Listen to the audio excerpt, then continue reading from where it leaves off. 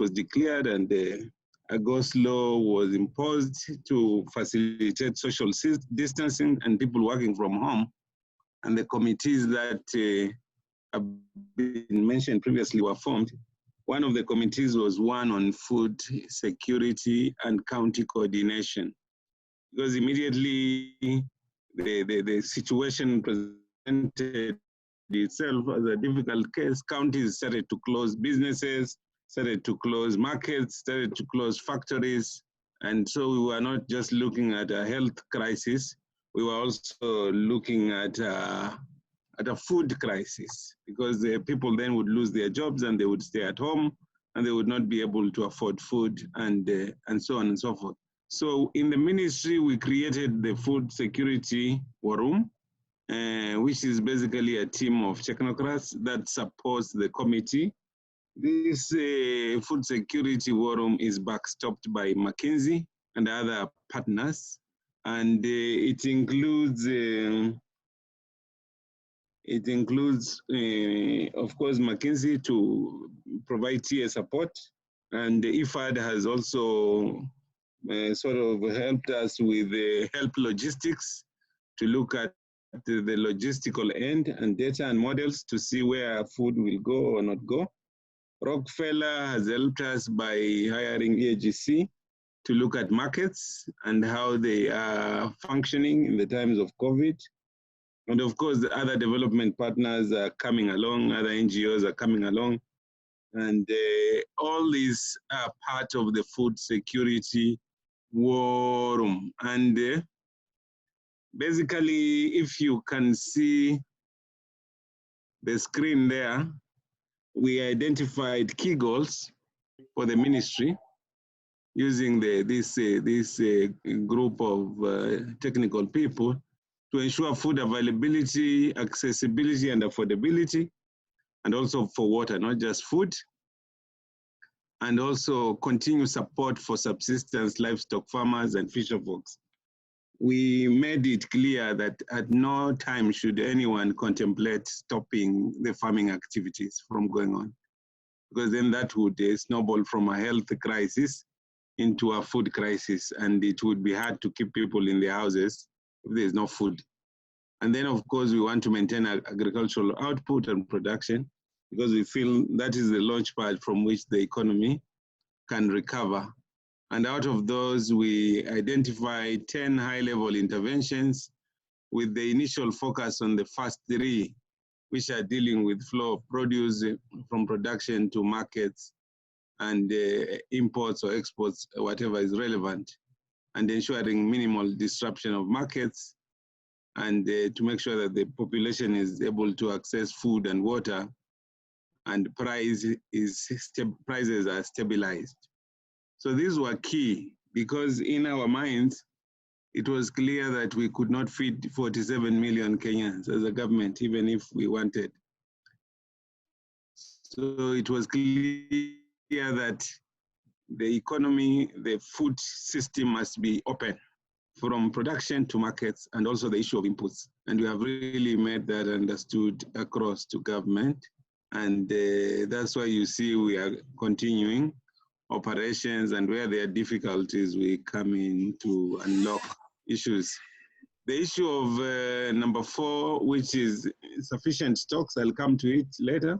And the issue of number 5, water, at least for the urban settlements, is now free. It will be backstopped by Treasury, and the Ministry of Water is putting up measures to make sure that water is available everywhere and it's not an issue. And there's a lot of rain, it's overflowing everywhere, all the dams are overflowing. The issue of food relief was quite contentious, and I think in the end, we settled for e-voucher so that people don't have to move food around. Remember what happened in Kibera. And even for the philanthropists, they are encouraged to use cash in their account that was designated for this. All of us are contributing to it. And then this money would be dispersed through cash transfers or e-voucher, which is easier to account than moving lorries of food around villages when we are in this kind of situation. And So we have created teams in the ministry around these 4 work areas, including number 10, which is an enabler, which is communication. And we are inviting people with data, with inputs, to join these work streams. Yesterday, we sent an email to all development partners and some of the identified donor organization and private sector organization to join the situation room. I know some have wanted to join the cabinet subcommittee, but we were advised that the best place would be the situation room, where we all meet as stakeholders and then filter the information to cabinet. So these teams are working every day to look at the situation every day. And the goal is just those key goals that I have highlighted there. Now we are collecting mostly data from counties on food availability, food access, and food affordability. From CECs, we have a program funded by CEDA called the Agriculture Sector Development Support Program, which has staff in all the 47 counties, and they work with the county CECs to make sure that we have data. Right now, we have preliminary data. The counties had given us production data from within their counties, which we could see the quantities based on the data from counties, but it's still weak, and we are trying to strengthen data collection, working with those systems that we have established. And we had also looked at market data by just looking at 47 key markets, but this data will be strengthened this week to cover more markets so that we have a rough idea of what is going on there. Some counties had closed the markets, about 5 markets, especially Mombasa, Nakuru, Kisii, and Kisumu. And we were trying to work with them to make sure that markets remain open, but COVID compliant. So we have issued guidelines. They are on our website, kilimo.go.ke, COVID-19, and there are guidelines there. For every value chain player, we have issued guidelines to guide them on how to move, how to behave, and how to continue working and supporting the food chain without endangering themselves or others. Because the issue of price is key, we've been tracking these food prices. We have data from 10 counties, and we find the highest prices are in the counties in Western Kenya, where the food has gone up by 22%, because sometimes they rely on Uganda, and when there are difficulties of hikes. But on average, in the country at large, the increases have been modest, between 5 to 16%, because of the initial fears. People felt like everything had to stop. But I think now that everybody is farming and food has been allowed to move, I think there are less challenges. But with the help of Help Logistics, which is a philanthropic organization also of the Kune Foundation, we're going to get farmer models about where there is a pain and where there are surpluses, and whether the supply chain management is working properly or not. So we are going to expect more data as we move along. And in terms of the food balance sheet, yes, we have enough food up to June. Maize, rice, sorghum, wheat, millet, beans, green grams. We don't have data for fish, but you know, fish is a continuous process. The fisher folks are free to go and fish in the lakes and also in the aquaculture farms and also in the ocean. We have made sure of that. And tomatoes and potatoes, we still don't have data, but in the next phase, we'll add more data. But in general, from the data that we have been collecting, as a result of both the long range and the short range, we see we have a good food balance sheet up to end of June, and the rains are behaving themselves. Farmers are planting. We have data that shows that farmers are planting. There was a bit of hesitation. We have data, also information that shows that inputs are reaching the farmers. Prices might be slightly high, but the system has not collapsed, and we will not make it collapse. we are there to facilitate it, and we welcome inputs from other stakeholders. I think this is the second meeting, or third meeting I'm holding. We have discussed with donors. We have discussed with Kenya Chamber. I think we had one meeting with Kenya Chamber, although it was a bit unstable, the internet connection. Then we have this meeting, and we have meeting with counties. And at the same time, one of the things that we are doing, despite all this, you can see number 7 there, the issue of locust invasion. We're working very closely with FAO and other partner organizations and other philanthropic organizations which are supporting FAO to make sure that the locust crisis does not exacerbate the COVID crisis. So we are managing the locusts. We have made sure that there are enough pesticides in the country and enough fertilizer, and that we are able to support both farming as well as locust control.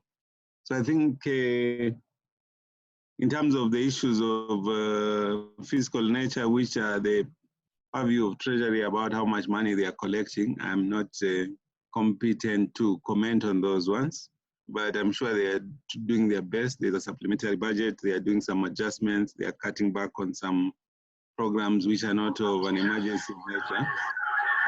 So I think by and large, things are looking good. And I think with your support and the teams that we have put in place, which includes also private sector players and other organizations, we are optimistic that we will continue responding to this situation as it evolves, and that we'll have enough data to guide us in the decision-making process. Thank you very much. Thank you so much, Hamadi, for that elaborate information that you've shared with us. I'm glad to hear that, before the COVID-19, we were battling the locust, and some positive news there, availability of pesticides and the efforts that are being taken into practice to control the locust. The rains are behaving as you said. I've heard you say that inputs are reaching farmers, though at a high price. And the good news that farmers are actually farming. So I think most of the issues that really sets us rolling in terms of understanding the environment as it is from the government end. I think by end of this meeting, we really wanted to have a comprehensive understanding on the general food security situation, so that we can see how the philanthropy side can plug in and the business side can also plug in terms of support and practical mechanisms that we can put in place towards the most vulnerable population. Again, at the end of this meeting, we also wanted to have commitments from the participants, specifically our side, on how we can enhance partnerships with the government in terms of filling the gaps which are existing to secure livelihoods of the vulnerable populations that we are talking about. And so we have an interesting conversation ahead. Bwana PS, before I let you go, are there gaps that you can quickly talk about or quickly point that you can see us plug into? Yeah, I think the biggest issue is that the number of vulnerable Kenyans will most certainly increase. That data is not with me, it's with the State Department of Devolution and the State Department of Interior, because there are a lot of people who are not working with their day jobs, so they have fallen into the needy section of the population. So I think that is one area where philanthropists can continue to support, so that as many of those people are able to access food. Our estimates are that the government is working with 5.8 million Kenyans who are in that state, but I think it could be higher, especially in urban settlements where they are not able to grow their own food. The other one is the markets. I think markets, borders, and you know, borders, they don't just carry people, they also carry milk, they carry vegetables to back and from. They need to be assisted to be COVID compliant because their margins are very small also. So if they have to buy masks and the sanitizers and all these things, it's also into their margins. But at times, at the beginning, they had been stopped in some counties, and yet they are the ones that milk farmers rely on to get milk to the next point, or to the collection point, or to some other place. So markets, supporting the vendors to be compliant, supporting the markets themselves to be compliant, and to exercise social distance and hygiene. I think that is key, because that's the only way you can keep then the food supply chain open. Otherwise, if we close markets, then the farmers will be rotting with their food and Kenyans will be starving. So I think if you can reach out to get more data with the State Department of Devolution, that with PS Sonkuli and PS Kibichu, so that you can see how many Kenyans are vulnerable. I don't have that data, but also there are the points, especially the markets and the mamambogas and the border people who support that very informal economy. I think if we're able to stabilize that and they are not into poverty because they're not able to work, I think that would be key. A lot of farmers also have lost markets because restaurants have gone down, hotels have gone down, schools have gone down. So that means the loss of markets and loss of income. So I think that is another angle that can be looked at. Yeah. Thank you so much, Bwana PS. I think that really sets us going well. I want to give it to Francis Gitonga, who is the chairman of the Agriculture Committee within the Kenya National Chamber of Commerce and Industry, who will just give us a brief about what they're already doing towards this conversation we are having. And then Maisa, I think you can jump in after Francis to take us through the plenary deliberations. Thank you.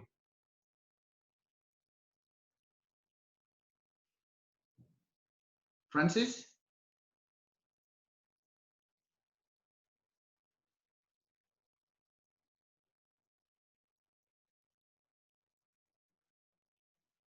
Can you hear me, Francis?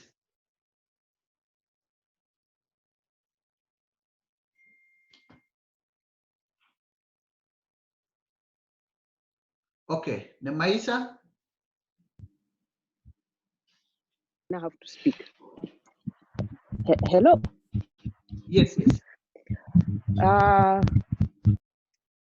So I can just give the brief that Francis was going to give. All right. It was as regards the work that we are doing as a chamber. And so I'll speak on that.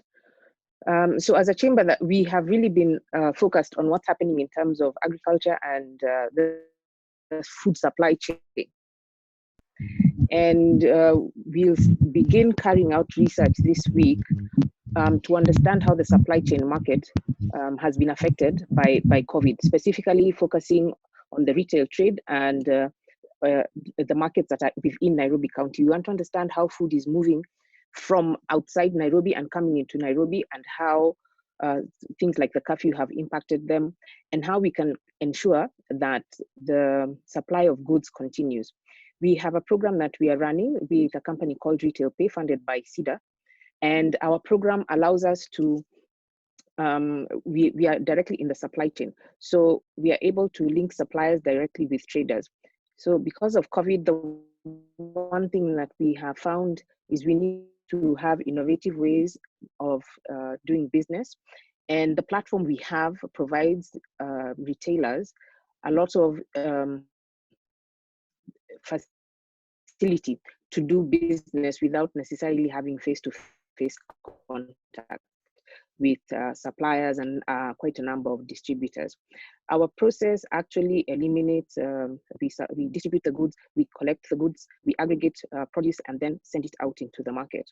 So we want to do a survey of Nairobi to understand which products, or rather which goods come into Nairobi. So we'll be looking at some of the products and that the PS had actually mentioned. We want to see how dry foods are coming into Nairobi and how the fresh produce is also moving in Nairobi, just to get some numbers and some data that we can work with.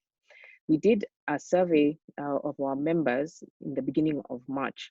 And from our survey, we found that 81% of businesses expect to be severely affected by the pandemic. In addition to the survey, we interviewed traders in Wakulima Market, City Market, members of the Juakali, the hawkers, and small-scale traders, and farmers, mechanics. And some of the challenges they told us is they have the challenges with liquidity, reduction of cash flow due to reduced number of customers.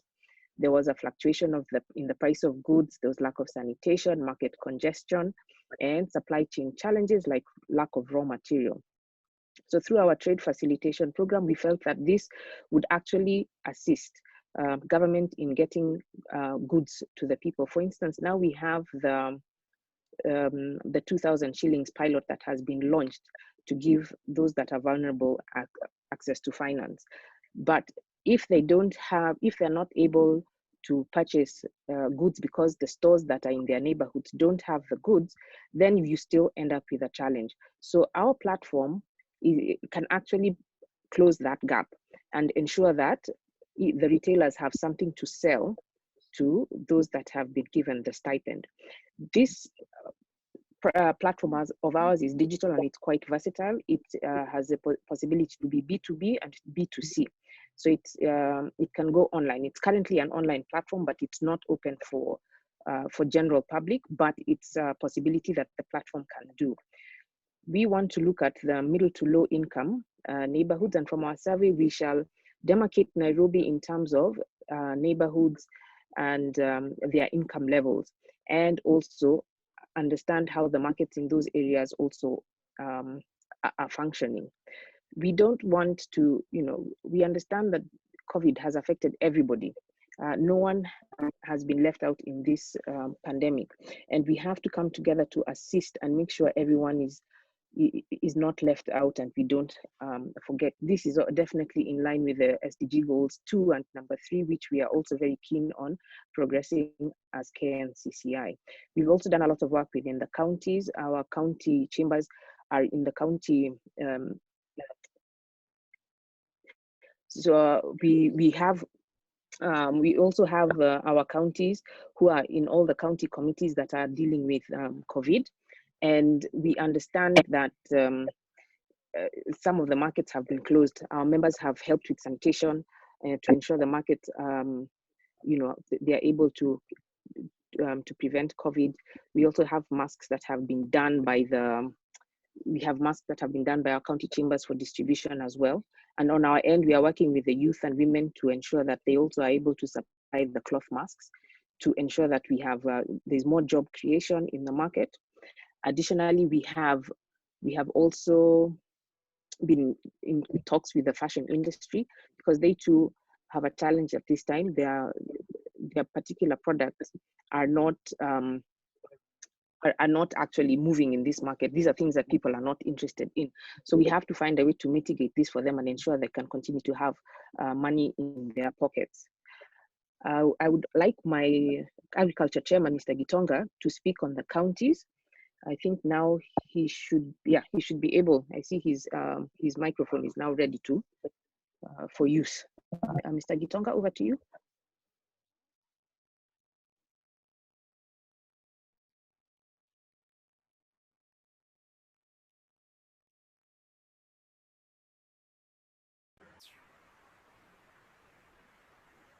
He needs to unmute his mic. He needs to unmute. Namaisa, he needs to unmute his mic. Okay, or maybe the host can unmute for him.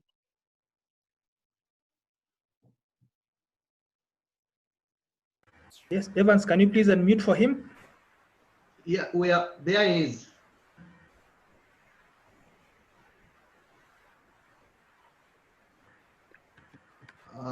Yeah.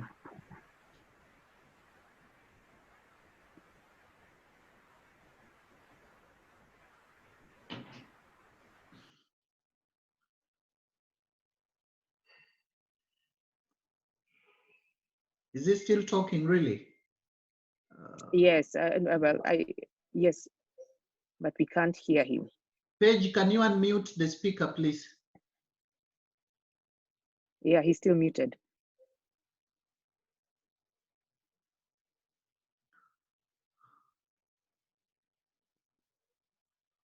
I'm trying to reach my team to unmute him. Okay. Paige, can you hear me? Please unmute the speaker.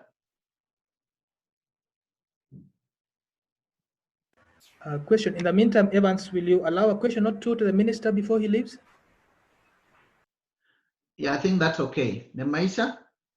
Yes, it's okay. Mr. Uma, you can go ahead. As Evans' team. So thank you very much, Bwana PS Boga and Evans. Thank you for setting up this conversation. My name is Paul Uma, and I sit on the board of the Kenya Chamber of Commerce and Industry. I also sit on Francis Kimemea's committee, and I'm also the regional director for Nyanza region. So first, I'd like to thank Hamadi Boga, because I know we've been having a conversation with him at the chamber level. We also know that he's been involved with us closely, and we had the webinar with him a few weeks ago. So we really are grateful for the good work the government is doing. I noted the good work that the ministry is doing, especially the Ministry of Agriculture, and then I also noted two aspects which I thought possibly I could indulge the minister in terms of two questions. So the first one is that the ministry has done a lot of good work in the food security with regard to the maize and other key food stuff.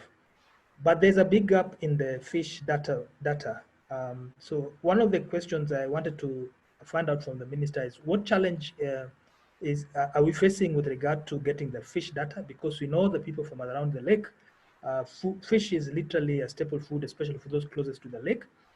Secondly, we also know that that there are both private sector and government bodies who should be putting together this data. So be putting together this data. So possibly we can know where the challenges, and then we can then also find out is there are areas where then the Kenya Chamber of Commerce can be able to work closer with those government departments. Secondly, and lastly, is we had a big problem with regard to the closure of the markets. You know, in Kisumu, Kibuye, in Homa Bay, in Migori, and in Kisii, and we are glad to hear that now there are some guidelines. My question is, Bwana PS, is this information, this guideline, is it already down there with the committees, especially at the subcommittee level, because we know that there are the emergency committees. So those are my two questions. Is this information down with especially at the sub emergency committee at constituency level? And if yes, how is it being shared down there, and how can the Kenya Chamber of Commerce support, because we know that we can be able to support you. We have a network that goes right down there. Thank you very much. Over to you, Bwana PS. Thank you very much for those questions. The fish data right now, in the food security war room, we have also the State Department of Fisheries, represented the PS and the Director of Fisheries. So they are responsible for fish statistics, and we've been pushing them for more data from aquaculture, as well as from the lake, as well as from the coastline. So I think in the next update, we will see more data from fisheries. Number two, we are also working private sector players like Victoria Fisheries. I think this guy who's doing cage farming somewhere along the lake, he provides a lot of data. And now that fish from China is having challenges reaching here, I think he's one of the large-scale fish aquaculture farmers who is supplying, and he actually, right from the word go, indicated that he has a lot of fish to supply. And so he's in the situation room, and he's also providing us with the stock levels from his side and all that fish information. I think in the next presentation, it will be much more clearer. And then the issue of counties and the markets, we have formed the county food security committees and also food security war rooms. We work very closely with the Council of Governors. They sit in the food security war room. And every decision that pertains to counties, including those regulations, we make it with them. And then there's a letter that goes from PS Munya to all the county governors, telling them what to do for each situation. So we have guidelines for extension workers, guidelines for markets, guidelines for everything that has to do with the agricultural value chain on our website, but we have also written to the various actors through the associations. We have written to the county governments, and we have written to the county commissioners through the Ministry of Interior, just to make sure that we don't overlook anything. I think it would be good if the chamber could go into our website, download some of those guidelines, because I know the chamber is very active at the county level. Share with your members there, so that you can help us to remove this misunderstanding. Yeah. Thank you very much, Bwana PS.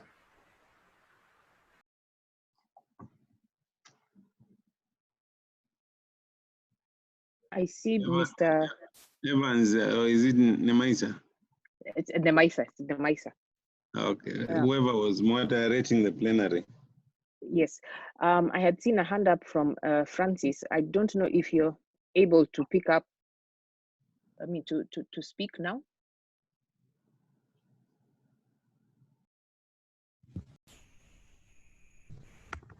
Hello. So if anyone has any questions at this time for any of the speakers, we can proceed. You can just raise your hand and we'll pick on you.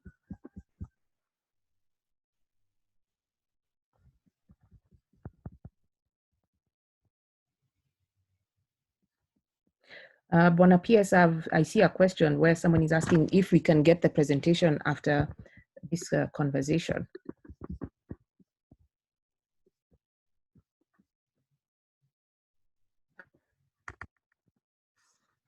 Yes, of course, we can share it with the chamber. Thank you. Okay.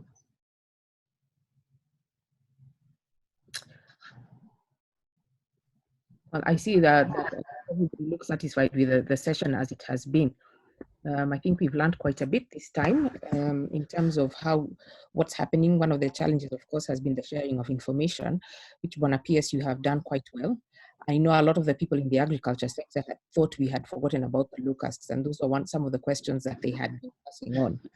And I'm now happy to reiterate that no, the locusts have actually been well taken care of, and you are now looking into other areas where you can support a business to continue to share the vulnerable. I can show you a bit, yeah? Yes. On the locust situation, just to show you the work that we are doing. Yes. Just a small bit. Mm. Let me share my screen again. So if you look at this map of Kenya here, which we're working very closely with FAO on the locust situation. And you can see from this map, we've been tracking the swarms through surveillance with helicopters and also ground people, and also reports from the county. So we know where the swarms have been and where hopper bands, these are the babies, have been, and in the different periods from 24th to 30. Every week we get a fresh map, and we keep tracking where this surveillance is going on. And in all these areas, we've been spraying. We have quite an active population of people in the field. 600 NYS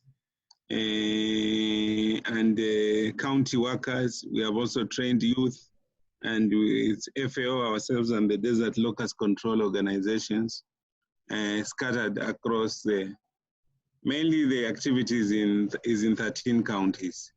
And in some areas where it's written data is incomplete, we have sent surveillance helicopters to land in the middle of nowhere and see whether they can track anything. But the cooperation with the FAO has been very good. And this is the agricultural calendar. As you can see there, from September to August, we are here in April. And you can see we still have immature swarms and mature swarms. So every morning we wake up and spray. Every evening we survey with surveillance and map where to spray. We expect this situation to go with us up to around June, July, August there. But we are stocking enough chemicals to make sure that we have all the information. We have all the tools for interventions. We have like between 6 to 8 planes at any one given time spraying out there and 2 helicopters for surveillance. This is the way it looks, the global picture and how it will move. You can see most of the infestation is in the Horn of Africa. The other areas have serious infestation, but ours is the most serious in Eastern Africa. Other areas like South Sudan and Uganda are threatened, but they don't have as much. While the rest, usually the desert locusts are in this belt up here in the Sahel region, all the way up to Senegal and Mauritania. That is its territory. So for us, we are an invasion country. We are not a host country. Ethiopia is more a host country. Ethiopia, South Sudan, Eritrea, they're always battling this. But for us, it's for the last time we had an invasion was in 2007. And this is the largest invasion in 70 years. But we see this around May, June, July, starting to ease, and the population migrating in towards Ethiopia, parts of Sudan, and even all the way to Pakistan, across the Indian Ocean there. So we have to sustain the fight so that not as many as is expected will fly away to go, because if they fly away once the winds change, they will come back. And we have a lot of information on the FAO website on this locust hub. And this data is, we input into this data because we are using technology to collect the locust information using an app called eLocust data. And even here we have partners like Mercy Corp, Plant Village, and other universities who are collecting data at the same time, helping us to manage the locust problem. So we are taking this seriously because we don't want after COVID to continue wrestling with locusts. But it's an effort that is regional. It doesn't depend on just what we do. It also depends on what others in the region do. And our biggest Achilles heel is Somalia, where because of insecurity, they are not doing much. And that is why even counties like Mandera and Garissa are not reporting as much, not because they are not there, but because it's very difficult terrain to work in from a security perspective. But we are doing our best. So that is just to give you a picture of that side of things. Thank you.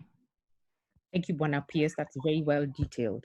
I have a question from Gloria. She wants to understand whether the wildlife is getting affected by the spray that is being used. So she saw something on social media around dead birds, and she wanted to know what measures are being put in place to protect the wildlife against the spray. Now, sometimes it's very hard. That was from Marsabit. You know, we've been spraying since January. I'm a biologist myself, and I understand this challenge of pesticides and the need for biological control. In the beginning, we were using a chemical called phenyltrethione, which is targeting the orthopterans. Orthopterans are the grasshopper class.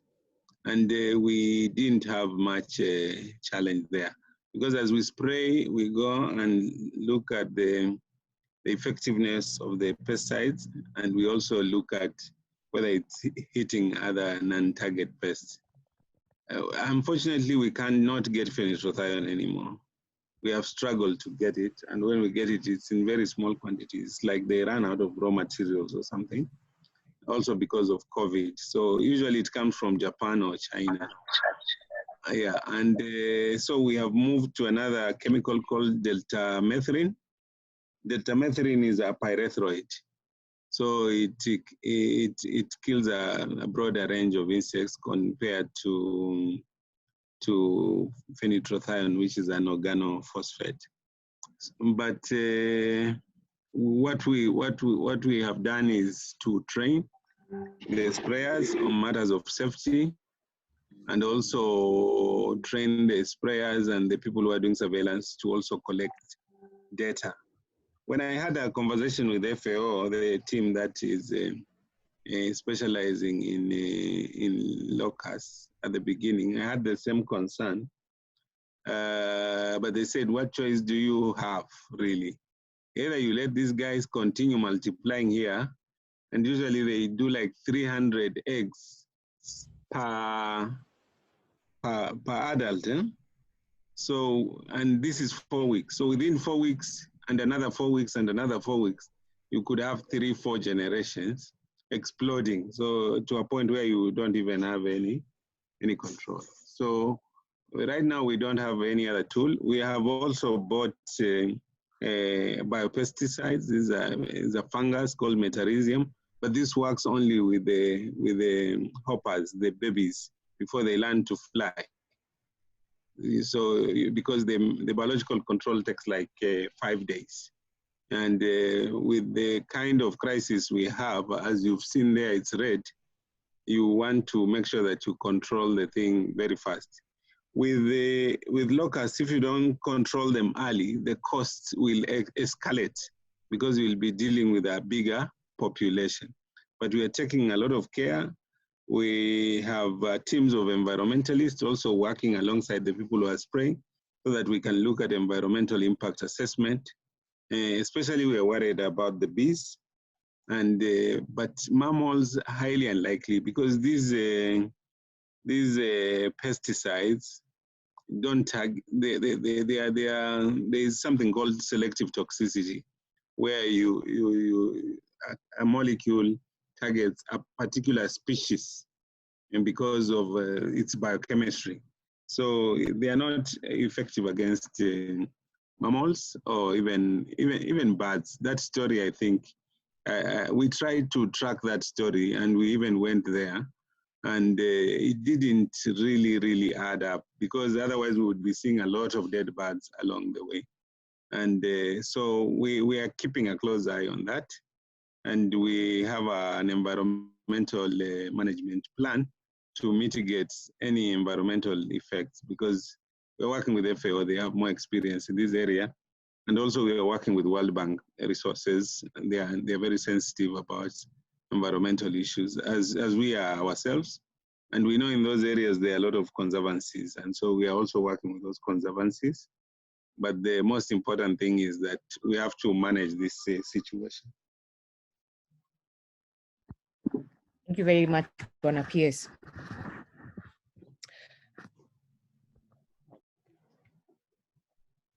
I had a question from Lucy Mushoki. Lucy, maybe you can Yes. ask your question.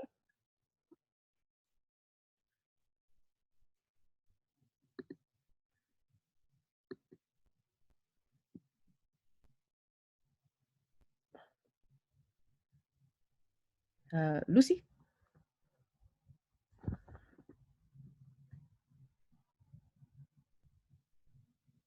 Okay, let's give the PS a second.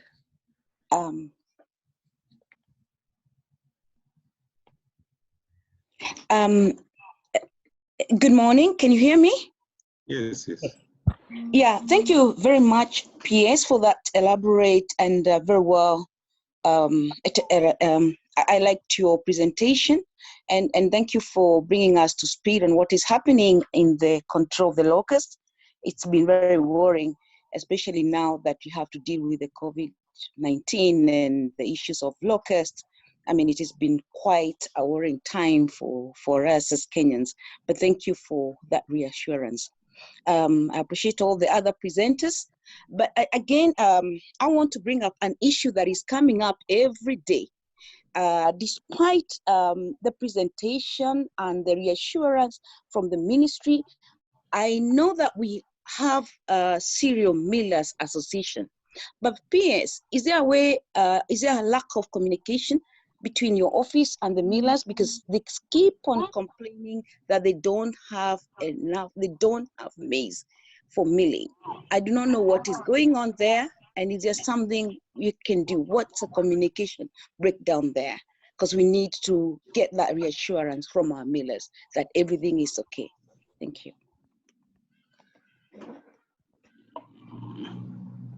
Yeah, we are in constant communication with the millers.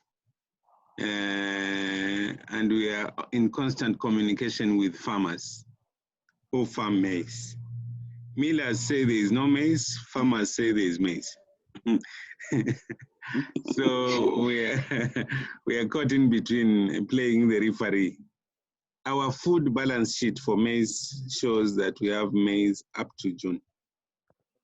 That's the food balance sheet. Because the way we collect data on food balance sheet is we try to get what the millers have, if they will reveal it honestly. We try to get what farmers have, if they will reveal it honestly, so they input data. And then we get imports across the border and do some estimates. And then using technology, satellite imagery and ground truthing, we estimate production for the long range and short range. So this year we had 43 million bags of maize from our estimates. And this is official government statistics from the Kenya National Bureau of Statistics.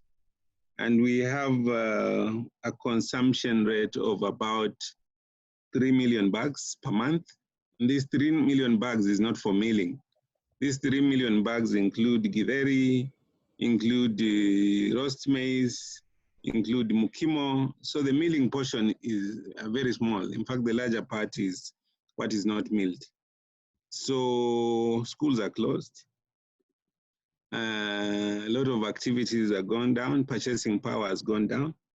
So we are estimating also the consumption of maize will not be as is. Usually the pressure is in April. But we don't want to just ignore what the cereal millers are saying.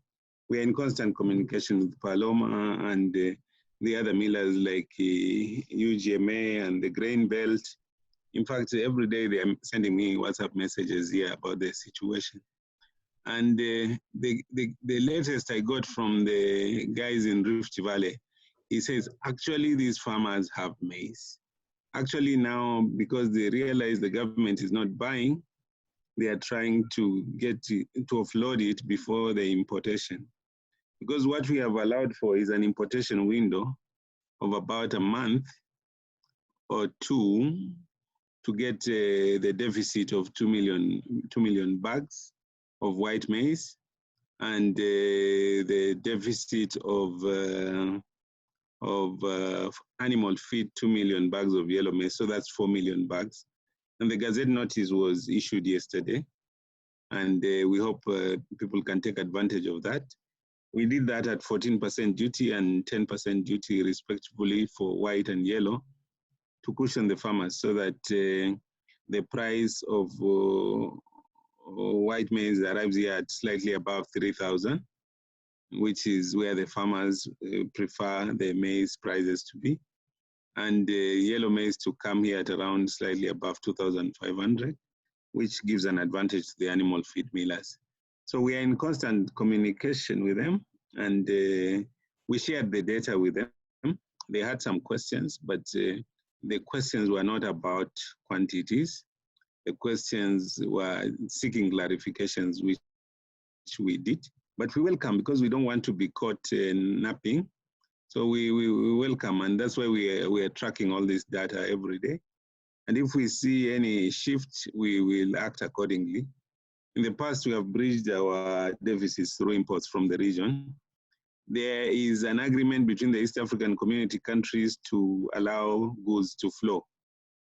People will be sanitized, people will be temperatures taken at the border, but the goods will flow. And then once they are inside here, they have a guideline on how to behave. After they have delivered their maize, quickly they have to turn around and go back. And so there's that agreement. It was one of the very first ones. I think all we have to do is encourage trade to go on, because that's the only way we can continue feeding the Kenyans. Thank you, Bwana PS. I have one question and one hand up. So the question is, with the need for food as medicine for preventive measures against COVID, do we have enough required foods in distribution, and how do we communicate better on the need to change food options as preventive medicine to the public? Yeah, we have a team from Ministry of Health and Ministry of Agriculture working on a menu depending on where you are that will give you balanced diet, whether it's maize or ngwashe or mukimo or the other foods. And that will be communicated so that people have options that will enable them to stay healthy, because immunity is the first defense in this. It's the only defense, actually. The rest is just ventilators, but it's the body that has to be empowered to fight, and that is why nutrition is important. So in the team, there's a nutrition component that gives guidance on nutrition issues. Thank you. I have two hands up, Evans and Patrick, if you can be short. Yeah, I think, Nemaisa, for me, I just wanted to bring in a different perspective. Can we also explore some commitments from the participants in terms of how we can enhance partnerships, specifically aligned to the gaps that the PS had pointed out? Thank you. Thank you. Patrick? Yes, thank you so much, Nemaisa. I have one question to PS.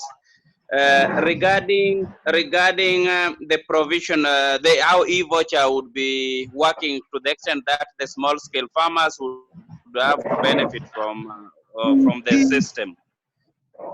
Then number two is about what is the level of preparedness, especially by the ministry, in terms of the destination of goods, the prices which are now really skyrocketing, and also provision for alternative markets. Thank you. Thank you, Patrick and Evans. As the PS answers these questions, let's think about the commitments we would like to make so that we can give the PS something that he can go away with from this conversation. The e-voucher we are about to conclude, it was delayed because of bureaucracy. It had to go all the way to cabinet. But now we have all the necessary approvals. The only bit that is remaining was the onboarding of the agrovets, which will take part in this. I think this week I'll look to see whether we are ready to launch it and to support smallholder farmer with access to inputs. We have moved away from procuring and dishing out fertilizer because of the obvious reasons. We are monitoring the prices, but the power to manage prices is with the competition authority. And so once we have monitored and gathered information, we will guide the competition authority on what would be reasonable so that they can take the necessary action. Market is a devolved function. We are working with the especially local markets. We are working with the Council of Governors so that they are able to find alternative spaces so that trading can go on. But at the same time, we're also working to facilitate exporters. You had Kenya Airways, the Dreamliner is being used now to ship goods into Europe because the food demand is global. We are not the only ones who are looking for food. everybody is looking for food. And we had a meeting the other day of FAO and AU, and it was quite obvious that the global supply chain must also remain open because not all countries are self-sufficient in food, especially African countries. So there are also high-level conversation around that same issue to make sure that the food trade is sustained. Thank you very much, Bwana P.S. I have one question from Juni. What is the government doing to proactively promote local production of food instead of allowing imports, especially from China, in the case of fish, when we have suppliers from Western Kenya and others, as well as local manufacture of fertilizer, especially organic fertilizer that can be made locally? Just to note, this will be the last question so that we can wrap up. We are about 20 minutes out from the timeline we had anticipated to stop. Yeah, I invite the questioner to visit our website. We have a strategy called the Agriculture Sector Transformation and Growth Strategy, which has 9 areas which we have been working on. Area number 1 is support to the smallholder farmers. And here we are looking at working with accelerators to support the smallholder farmer and create an ecosystem that makes the smallholder farmer produce. Our biggest problem is that the smallholder farmer is very inefficient. So for example, in Trans Nzoia, where you expect a bag of, an acre of maize to produce 40, 50 bags, they're still producing 17. And so that is a problem. So we have to work with the tools and accelerators to get them to reach to 40. And if they're able to double their production alone, then the issue of importing maize would not even arise. In terms of fishing, capture fisheries will not give us more fish. It will just lead to overfishing and fishing of young fish, so removing even future stocks. Aquaculture is where the opportunity is. And aquaculture can happen anywhere. It doesn't have to happen in Lake Victoria. But there is a model of cage farming in Lake Victoria, which is new, introduced by a young American there. But he was struggling to socialize it because people are used to the capture fisheries, which is depleting stocks. So the trend is that in future, most of the fish will come from aquaculture and mariculture. And there's a whole IFAD program in the ministry towards developing again our mariculture. Under the economic stimulus program, there were a lot of fish ponds, but after some time, we could not sustain them. So we need to introduce the culture of aquaculture. Most of the fish that is coming from China is from aquaculture because those are tilapia. They are not from the marine environment, they are not from lakes, they are from aquaculture.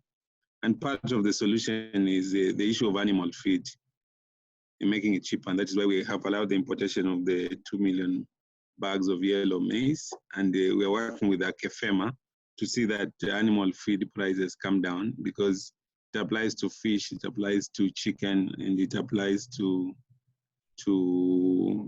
milk and beef. Our animal products are a bit expensive. So that's why it's easier to import, it's cheaper to import, and they will still be competitive. So we are working with the producer organizations to make it cheaper, but we are also promoting large-scale farming. So we are working with the IFC, the National Finance Corporation of World Bank, to create some large-scale farms on public land that is owned by public institutions like the prisons, ADC, because we are not going to feed this country with smallholder. Maize is not a smallholder crop, actually. It's a large-scale crop. You make profit from volumes. And so we, even sorghum, all these cereals. So we are working with the IFC, National Land Commission, the Ministry of Lands, to shift so that at least we can have like 30% large-scale farms and 70% smallholder farms, mostly growing horticultural crops. Right now we have 60% of the smallholder growing maize on 1 to 5 acres, it's poverty guaranteed, because you can't make much money from 5 acres of maize. You can feed yourself and the neighbors, but you can't create wealth. So we have a comprehensive plan and we will be rolling it out. We wanted to roll it out, but COVID sort of derailed us, but we'll keep it on track as part of the recovery plans. Nemaisa, may I just ask one last question on the fish? Yes. Yes. Great. Thank you very much, Bwana PS. My question is around the fish. If you allow me just to take you back there briefly, because right now, as you rightfully said, the future of fish is in aquaculture. Now, Kenya has been importing fish from China. We know very well that we have more than 260 to 270 cage fish farmers on Lake Victoria. We know that Uganda has got a very robust aquaculture on the lake, and we know that right now Uganda is producing a lot of tilapia. My comment is that I think that the aquaculture on the lake needs to be supported in a robust fashion.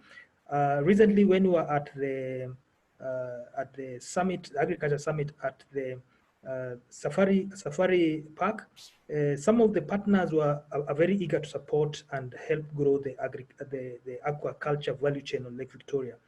The big challenge I know that there is right now, there are private sector players who produce fish and who have been for the longest while trying to actually register cage fish farmers association. And for one reason or other, they're not able to get this done. So my request is, we would be glad if through you and working closely with your colleague, PS Ntiba, if we can have this registration done, because it's very sad to hear that there's no data on fish, when we know very well that fish is literally, if you like, a staple protein food for close to 3 to 4 million Kenyans. So my submission, Bwana PS, is if we can have this Cage Fish Farmers Association registered, so then when we find ourselves in situations like this, we are not grappling with what do we do with availability of fish. And lastly, we know very well that the key food value chains, dairy, maize, and quite the other few, have had robust support with regard to assisting those value chains. And we know, and it could be historical, the fish sector has not been supported. And that's why it is my humble appeal, Bwana PS, that we have the fish farmers, the Cage Fish Farmers Association registered. So then when we're in a situation like this, we are not grappling the data, we are not grappling supply. Thank you very much.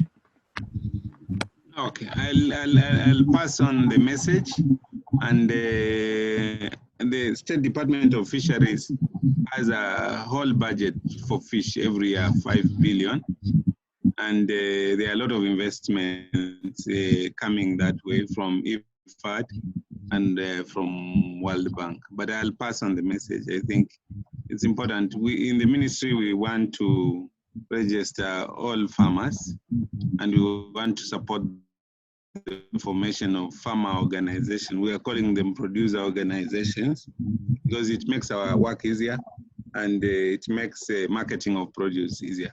When the farmer organizations collapse, then it becomes very difficult to coordinate anything working with the individual farmers. So I'm sure it's a policy of the ministry and in the strategy that we put farmers into producer organizations, either as cooperative or as associations, so that we can work with them as stakeholders. Thank you.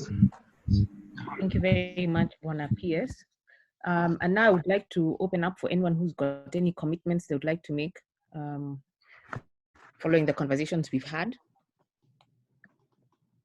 Let me just begin. As KNCCI, I think for us, in the Situation Room, you have a focus to ensure availability, accessibility, and affordability of food and water. as KNCCI, this is something that we've already been working on here in Nairobi and across the country through our chamber offices, and we commit that we shall continue to do this. We're doing the data collection in Nairobi County, and we'll be any other interventions that you have.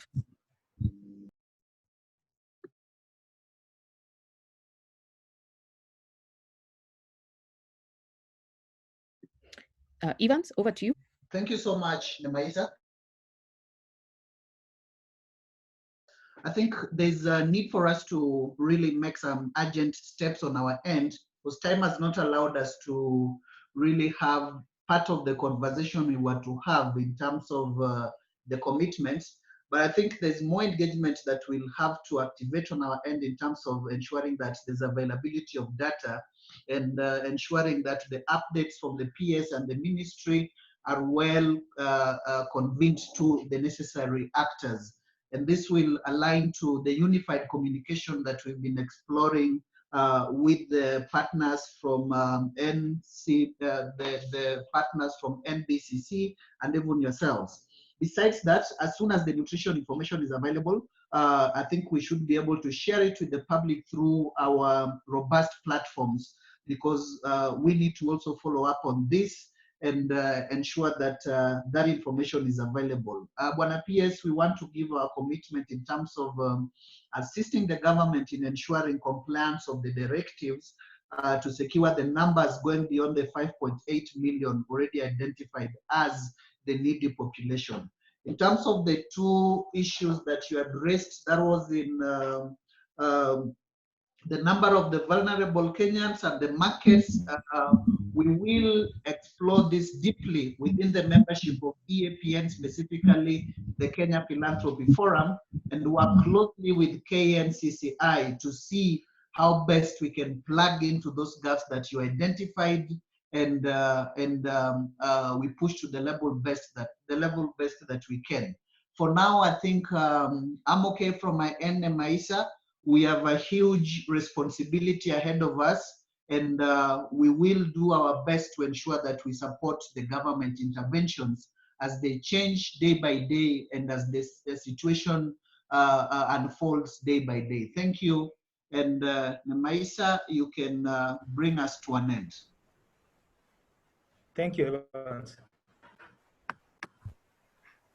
I would just like to say thank you very much for everybody who attended. It has been a very beneficial session for all of us. A number of questions have been answered, and we now have access to information that will help our members, both EAPN and KNCCI, and all the other institutions that joined.